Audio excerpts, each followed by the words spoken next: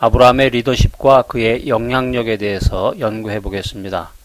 자, 먼저 리더십이라고 하는 것은 달성해야 될 목표가 있어야 되고 이루어 나가야 될 사람들이 필요합니다. 자, 리더십이라고 하는 것은 사람들에게 영향력을 행사해서 이루어야 할 목표에 동참하게 하고 그에 따른 결과를 만들어내는 것이다 라는 것입니다. 리더의 영향력의 구조적인 3단계를 살펴보면 첫 번째, 사람들에게 영향을 미치는 힘이 있어야 되겠고요. 사람들을 목표에 동참시키는 능력이 있어야 되겠고, 사람들을 목표 달성에 동참시켜서 바람직한 결과를 만들어내야 되겠습니다. 자, 1단계인데요. 사람에게 영향을 미치는 힘. 사람들에게 영향력을 행사한다라고 하는 것은 그 방면에서 리더가 된다는 것을 의미합니다. 리더는 특정 분야에서 사람들이 중요하다고 생각하는 자원들을 팔로워들보다 더 많이 보유해야 되는데, 현재 한국 사회에서 사람들이 중요하게 생각하는 자원들을 한번 살펴보면 첫 번째, 지식, 자격, 부호, 사회적인 지위, 관계 능력, 특수한 재능 등이 있겠고요. 그 다음에 인격, 신앙, 영적인 능력, 기도와 믿음.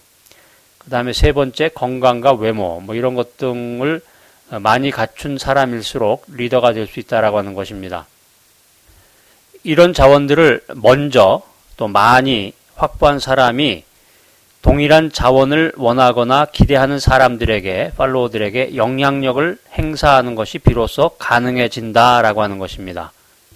영향력의 2단계, 영향을 받은 사람들을 움직여서 자기가 설정한 목표에 동참시키는 과정입니다. 단순히 영향을 받는 것과 그 에너지를 일정한 방향으로 생산적으로 움직이게 하는 것은 완전히 다른 일입니다. 예를 들어서 인기가 높은 가수나 탤런트들은, 연예인이죠. 청소년들에게 사회적인 영향을 미칠 수는 있지만 그 영향력이라고 하는 것을 분석해 보면 사람들을 생산적으로 움직이게 하는 그런 영향력이 아니라는 것이죠. 따라서 연예인들은 인기는 높지만 영향력 있는 리더가 아니다라는 것입니다. 그런데 만약에 연예인들의 목표가 돈을 많이 벌고 높은 인기를 이용해서 사람들을 움직여 많은 돈을 만들어내는 것이라면 그들은 리더십의 영향력을 행사했다고 할 수도 있겠습니다. 그렇지만 예를 들어서 연예인들의 목표가 한반도의 복음적인 평화 통일이다. 이렇다고 하면은 연예인들은 높은 인기를 가지고 있긴 하지만 직접적으로 사람들에게 영향력을 못 미친다라고 하는 것이죠. 다만 인기가 높은 어떤 연예인이 복음적인 평화 통일을 위해서 헌신적으로 노력을 한다라고 하면 간접적 파급 효과가 나타난다라고 하는 것입니다. 그렇지만 그 힘은 어디까지나 간접적인 것이죠. 그 연예인이 사람들로 하여금 지속적으로 계속해서 한반도의 복음적인 평화 통일에 참여하게 하고 그 과정을 관리하고 장애 요인 등을 제거하는 그 일련의 지속적인 그 일관된 영향력을 발휘할 수는 없다라고 하는 것입니다. 한반도의 복음적인 평화 통일이라고 하는 목표를 설정하였다면 기독교 통일 NGO를 운영한다든가 통일부의 관료가 된다든가 어떤 정책을 입안을 한다든가 국회의원이 되어서 입법 활동을 한다든가 해서 행정과 여론을 조성해서 국민들이 그 방향으로 나가도록 지속적이고 일관성 있는 영향력을 행사해야 되는 것입니다. 자, 영향력의 구조적 3단계에서 3단계인데요. 사람들을 동참시켜서 목표를 달성하는 것입니다. 자, 리더십은 설정된 목표를 성공적으로 달성하였는가에 따라서 평가가 되는데, 설정된 목표를 달성한다라고 하는 것은 사람들에게 영향력을 행사하는 것이나 영향을 받은 사람들을 조직 목표에 동참시키는 것과는 다르다고 하는 것입니다. 목표의 최종적인 달성은 사람과 자원의 효율적인 활용 능력, 끝없이 닥쳐오는 외부적인 또는 내부적인 위기와 위험들을 방어하고 또 관리하는 능력을 요구하는 것입니다. 그래서 팔로워들이 일시적으로는 리더로부터 영향을 받아서 움직일 수 있습니다. 그렇지만 마침내 목표가 달성될 때까지, 최종 목표까지 끝까지 인내하면서 팔로워들이 리더를 오리라고 하는 그런 보장은 없다는 것이죠. 훌륭한 리더가 되기 위해서는 먼저 자신이 정한 그 목표에, 공동체의 그 목표에 리더가 헌신되어야 한다라고 하는 것입니다. 그 다음에 목표에 동참한 팔로워들을 잘 관리해야 된다라고 하는 것입니다. 그 다음에 이에 수반되는 필요한 재정이라든가 자원 등을 잘 동원해서 차질 없이 일이 진척이 될 수 있도록, 그래서 마침내 목표가 달성되게 해야 된다라고 하는 것입니다. 리더십을 행사하는 과정에서 여러 가지 그런 변수가 있는데, 법과 강제력을 사용하는지, 인격적인 감화력을 사용하는지, 설득, 감동을 줘서 자발적인 동참을 하게 하는지, 인텐시브라든가 처벌 등의 수단을 사용하는지, 섬기는 방식, 또 지시적인 방식을 사용하는지, 민주적이냐 독단적이냐에 따라 가지고 여러 가지 스타일의 리더십이 나타난다라고 하는 것입니다. 그러나 일관되게 일정한 것은 영향력의 행사라든가 목표에 동참시키는 과정이라든가 목표의 달성이라고 하는 순차적인 단계는 리더에게 항상 요구되어지는 것입니다. 자, 그럼 우리가 성경에서 리더의 그 영향력의 그 3단계 분석을 한번 연구해 볼 텐데요. 그 창세기에 나오는 아브라함의 일생을 통해서 영향력, 목표 동참, 목표 달성에 대한 부분을 한번 순차적으로 살펴보겠습니다. 자, 먼저 아브라함의 목표는 무엇인가? 창세기 12장 1절로 3절에 잘 나와 있는데요. 여호와께서 아브라함에게 이르시되, 뭐 이래서 우리가 잘 아는 그런 내용들이 쭉 나오는데, 자, 이걸 정리해 보면 하나님이 언약으로 부여하신 사명과 목표는 무엇이냐면 땅을 차지하고 큰 민족을 이루고 땅의 모든 족속이 아브라함으로 인해서 복을 받는 것입니다. 이것이 이제 하나님이 언약으로 부여하신 아브라함에 대한 사명과 목표입니다. 아브라함이 언약으로 부여하신 최종 목표는 뭐냐면은 영적이면서 사회적이고 민족적이면서 국제적이고 전 지구적인 구원과 축복인데요. 자, 그 같은 최종 목표에 도달하기 위한 중간 목표들이 있는데, 먼저 땅을 차지해야 되겠고 큰 민족을 이루어야 되겠고, 목표가 성취될 때까지 언약을 성공적으로 유지해야 된다라고 하는 것입니다. 자, 그러면 아브라함의 영향력은 과연 어느 정도까지인지 한번 살펴보겠습니다. 성경에 보면 그의 아내 사레와 조카 롯과 하란에서 모은 모든 소유와 얻은 사람들을 이끌고 가나안 땅으로 갔다고 기록되어 있습니다.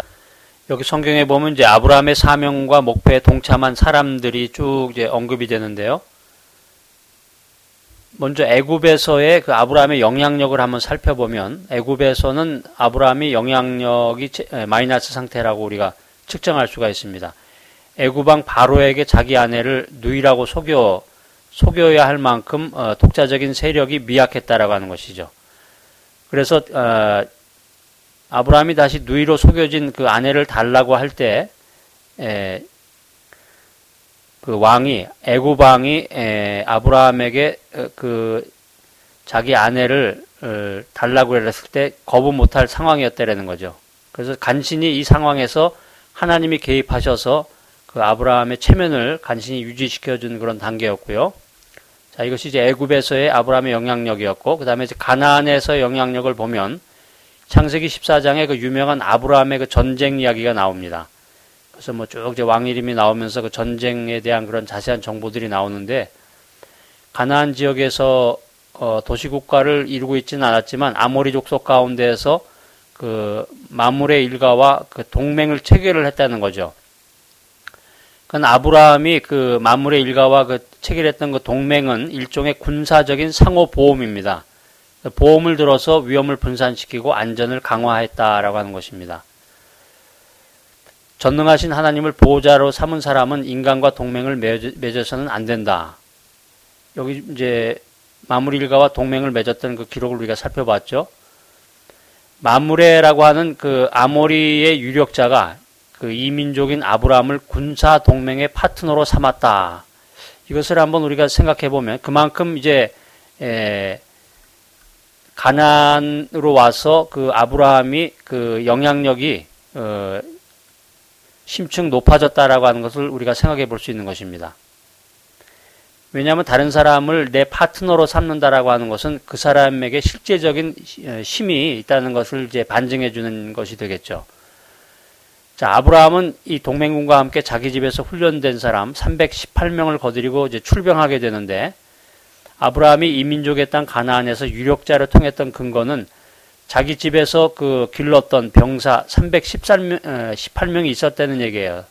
318명이라고 하면 군사가 318명이니까 그 식솔들을 전부 합치면 1,000명, 1,000명 이상이 된다는 얘기죠.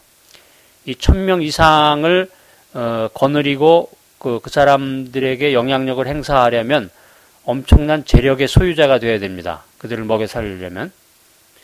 그래서 아브라함은 토박이 족장들과 동맹관계를 맺게 되고 이 민족 사회 한가운데서 유력한 사람으로 통하는 세력 형성을 하게 됐다라는 것이죠. 유력한 영향력을 갖추게 됐다. 그러니까 성경에 보면 이제 마침내 아브라함의 군대와 마므레 군대의 연합군이 연합군대를 습격해서 포로들과 노획물들을 찾아왔다라는 그런 기록을 우리가 찾아볼 수가 있겠습니다. 자, 그래서 이제 소수의 군대로 다수의 군대를 격파하기 위한 그런 군사 전략 중에 하나가 이제 야간 기습 작전인데요. 야간 기습 작전을 감행할 만큼 전투 능력이 있었다는 거죠. 아브라함이 데리고 있었던 그 군사에 그 전투 능력이 있었다. 영향력이 그만큼 있었다는 얘기인데. 자, 창세기 20장에 보면은 그 전에 있었던 것과 유사한 사건이 또 일어납니다. 창세기 20장에서 아브라함의 영향력인데요. 가나안 왕 아비멜렉에게 아내를 누이라고 속여서 또다시 아내를 뺏길 뻔한 그런 사건이 발생하게 됩니다. 여기서도 하나님이 개입하셔서 상황이 역전이 됐는데 이 일 이후에 창세기 21장에 보면 아브라함과 아비멜렉이 맹약을 맺게 됩니다. 동맹 관계에 들어서게 되는 거죠. 아비멜렉은 가나안 지역의 왕이었는데 이제 일국의 왕과 동등한 자격으로 조약을 체결했다라고 하는 것입니다. 자, 영향력이 아주 일층해진 것 같아요. 한층 높아졌죠. 자, 그래서 아브라함의 영향력에 대한 그 중간 평가를 잠깐 해보면 나그네 족장으로서는 실현 가능한 최고치의 영향력을 확보하고 행사했다라고 하는 것입니다. 자, 그러면 이제 아브라함의 목표 달성에 대한 부분을 한번 점검해 보겠습니다. 땅에 대한 목표는 땅은 얼마나 얻었는지, 아비멜렉과의 그 평화 조약은 영토 조약이 아니고 영토의 자유 이용을 허용하고 서로의 노동의 결과물에 대하여 그 주권을 인정하고 신뢰와 선의로 서로를 대할 것을 상호 맹세하는 조약이었다라는 것이죠. 이때는 고유 영토는 확보하지 못했습니다. 하나님께 약속받은 땅은 창세기 15장에 나오는 내용인데요. 애굽 강가에서 큰 강 유브라데까지 그 안에 거주하는 가나안 7족속의 땅이었습니다. 그러나 실제로 확보한 땅은 은 400세겔을 주고 산 땅이 전부였다는 거죠. 창세기 23장 부분에 등장하는데요. 아브라함에게 주신 약속이 실행된 것은 400년이 지나서 출애굽하면서 여호수아 정복 전쟁으로 가나안 지역이 차지될 때, 가나안 지역을 정복하게 될 때, 그 후에 또 400년이 지난 다음에 다윗 시대에 가서 애굽 강에서 유브라데 강까지 전 영토를 확보했다는 것입니다. 그래서 시간적으로 따져보면 약 800년의 세월이 소요가 됐다라고 하는 것입니다. 자, 두 번째, 창대한 민족에 대한 목표를 살펴보면 상속자 이삭의 출생에 따른 길고 긴 연단을 통과하고 야곱과 에서의 싸움을 통과하고 12지파와 요셉의 사건을 통과하고 애굽의 노예살이를 통과하면서 약 200만 명의 이스라엘 민족이 형성되는데 약 400년이 소요가 됐다는 것입니다.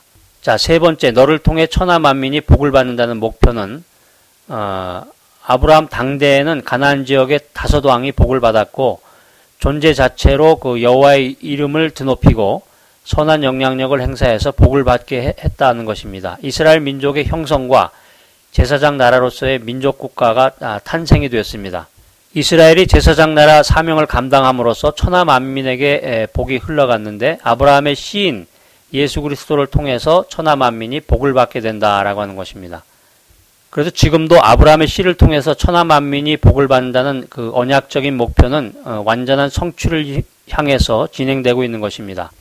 아브라함의 리더십에 대한 평가를 결론적으로 해보면 하나님의 구속사 전체에 걸치는 그 기나긴 역사적 과정 속에서 이루어져 나갈 최고의 목표에 도달하기 위해서 아브라함은 부르심에 순종하고 모든 것을 맡겼다라는 것이죠.